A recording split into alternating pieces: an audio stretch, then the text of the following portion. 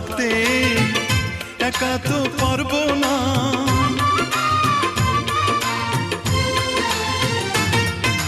না না ভেঙো না আমার মন, আমি তোমার খুব আপন জন। মিষ্টি মিষ্টি কথা